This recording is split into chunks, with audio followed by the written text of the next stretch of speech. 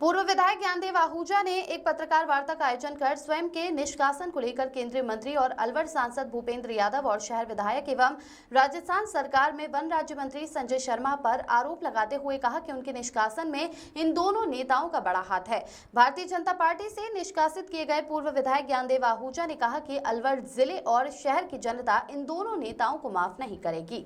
आहूजा ने बताया कि सोनिया गांधी, राहुल गांधी और कांग्रेस के राष्ट्रीय अध्यक्ष मल्लिकार्जुन खड़गे ने भगवान राम का अस्तित्व नहीं होने का हलफनामा कोर्ट में दिया था।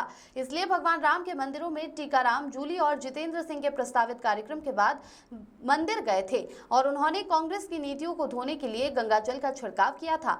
मेरी मंशा किसी भी दलित का अपमान करने की बिल्कुल नहीं थी। उन्होंने कहा कि वे रामगढ़ से 3 बार विधायक रहे, दलितों का उन्हें पूर्ण समर्थन मिला है। उनके भाजपा से निष्कासन के समय पार्टी के नेताओं ने चुप्पी साध ली।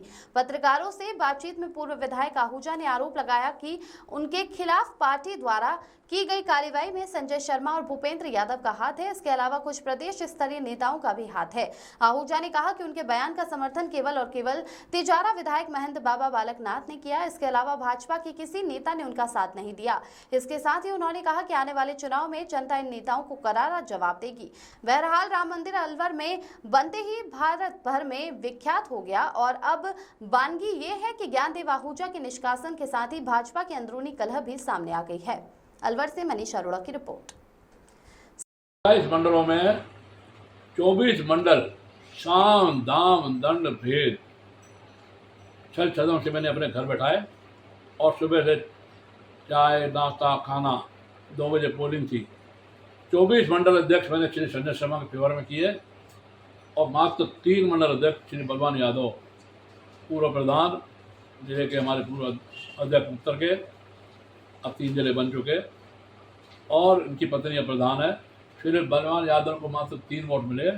मैंने छल छदम से जाम दाम दंड भेद श्री संजय शर्मा को जिलाध्यक्ष बनाया।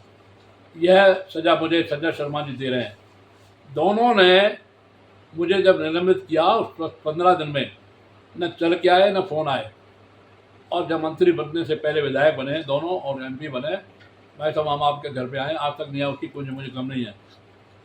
निलंबित करने के बाद एक बार मेरे से बात करनी चाहिए और इनको पता है कि मैं दलितों के खिलाफ नहीं हूँ, दलितों के खिलाफ नहीं बोला। अब तो 3 वीडियो जारी हो गए, 4 वीडियो जारी हो गए। न इन्होंने मेरी खबर ली न पूछा और जब निलंबित किया तो प्रांतीय नेताओं से बात करनी चाहिए। और मुझे लगता है षड्यंत्र में ये दोनों भी शामिल हैं और दोनों शामिल हैं। तो मैं आखिर में एक बात कहूँगा, मैं तो माफ़ कर दूँगा, मुझे शिवजी महाराज के दिन लोग, मैं तो संजय शर्मा जी आपको माफ़ कर दूँगा, भूपेंद्र यादव आपका माफ़ करूँगा, नहीं माफ़ नहीं करेगी अलवर की जनता। संजय शर्मा जी 4 साल तो मंत्री रहेंगे, MLA रहेंगे, उसके बाद अलवर की जनता निर्णय लेगी कि आपके साथ रहें या न रहें, वोट दे या न दे। और श्रीमान भूपेंद्र सिंह जी सुन लो, मैं गोभक्त हूँ। हिंदू रक्षा गोरक्षा पूरे दुनिया में, देश में, दुनिया में, विश्व में, जिले में, प्रांत में मैं प्रसिद्ध हूँ। मैं गोभक्त हूँ, गोवंश की पूजा करता हूँ। आप अहिर समाज से हैं, यादव समाज से हैं।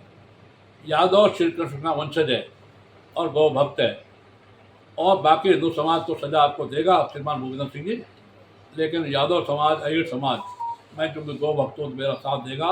अगली बार आप दोनों को सजा मिलेगी, ये बात बिल्कुल तय है और बिल्कुल निश्चित है। फिर भी मेरा वोट तो कमल को पड़ेगा, क्योंकि doctor Jaswant Yadav MLA Bihar, doctor Rohtas पूर्व MLA और स्वर्गीय धर्मपाल जी तीनों हर बार चुनाव में मेरा विरोध करते रहे, चिन्ह जुबेर शाह का साथ देते रहे, लेकिन फिर भी जनता ने मेरे को चुना।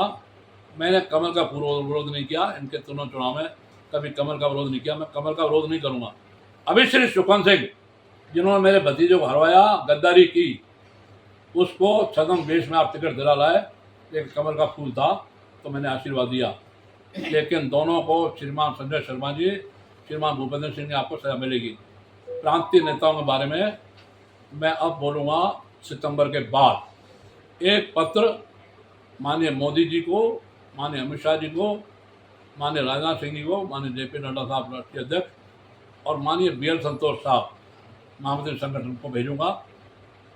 वो मुझे सितंबर तक टाइम देंगे तो ठीक है, नहीं तो जो प्रांतीय नेता पूर्वाग्रहों से और दुराग्रहों से गिरफ्त रहे, पहले मुझे कारण बताओ नोटिस निलंबित किया और झूठा आरोप लगाकर कांग्रेस के प्रभाव में आकर और मुझे पार्टी से बाहर निकाला है। मैं बीजेपी में था, हूँ और रहूँगा। हालांकि मुझे 2 पार्टियों ने संपर्क किया, आप हमारे साथ आ जाएं, नाम नहीं लूँगा।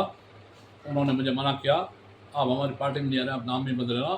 परंतु मैं किसी पार्टी में नहीं जाऊँगा, बीजेपी में था, हूँ और रहूँगा। बीजेपी किसी की बपोती नहीं है, बीजेपी में रहूँगा। और केंद्रीय नेताओं का टाइम मिला, उनसे बात करूँगा, उनको बात करनी कहूँगा। उनको बात कह करके एक बात हमारे प्रांतीय नेता और कांग्रेस के नेता बोले लगातार, गांधी आहूजा माफ़ी मांगे। मैंने पहले भी बोला, अब भी बोला, माफ़ी मांगे श्रीमान खड़गे साहब जिन्होंने झूठा प्रचार किया, अपप्रचार किया मेरे खिलाफ। माफ़ी मांगे श्रीमान राहुल गांधी, माफ़ी मांगे श्रीमान अशोक गहलोत साहब, माफ़ी मांगे श्री डोटासरा जी, माफ़ी मांगे श्रीमान टीकाराम जूली और अदने से जिलाध्यक्ष योगेश मिश्रा, जिन पर मेरे बहुत एहसान है। माफ़ी मांगे तो ये मांगे, मैं माफ़ी नहीं मांगूंगा। मैंने पहले भी कहा, अभी कह रहा हूँ, इन्हीं शब्दों का विराम। जय श्री राम, जय श्री राम, जय श्री राम।